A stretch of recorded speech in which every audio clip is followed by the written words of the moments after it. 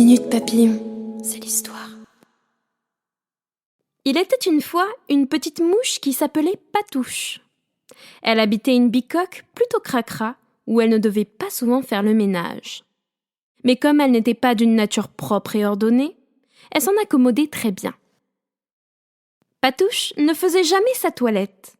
Alors, tous les matins, elle se levait et s'en allait en sifflotant au travail. Un drôle de travail, ma foi, qui consistait à fouiller dans les poubelles de ses voisins.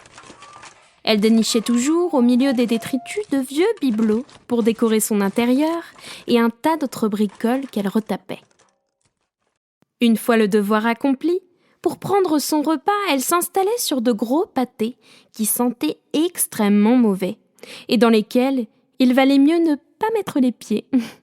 Puis, elle rentrait chez elle en chantant.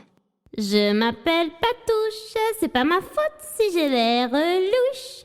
Et je suis pas une fine bouche, pourtant je suis de bonne souche, une vraie petite mouche. La la la. » Et elle s'endormait sagement dans son petit lit crasseux, sans bien sûr avoir fait sa toilette. Mais le problème de Patouche était ses voisins. Ils ne l'aimaient guère et aucun d'entre eux ne lui adressait la parole. Mireille l'abeille la trouvait bien trop sale pour la recevoir. « Ah, le moins qu'on puisse dire, c'est qu'elle ne sent pas la rose !» disait-elle à Siméon le papillon. Alors, Patouche décida un beau jour que tout cela devait changer. Elle commença par prendre un bain, se lava de la tête aux pieds, se brossa les dents et pour finir, mit un nœud dans ses cheveux.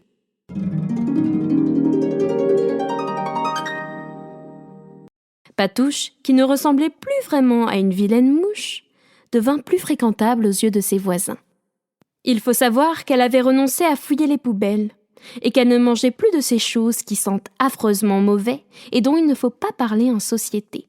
Les crottes, le caca, etc. Mireille l'abeille fut la première à l'inviter à prendre le thé.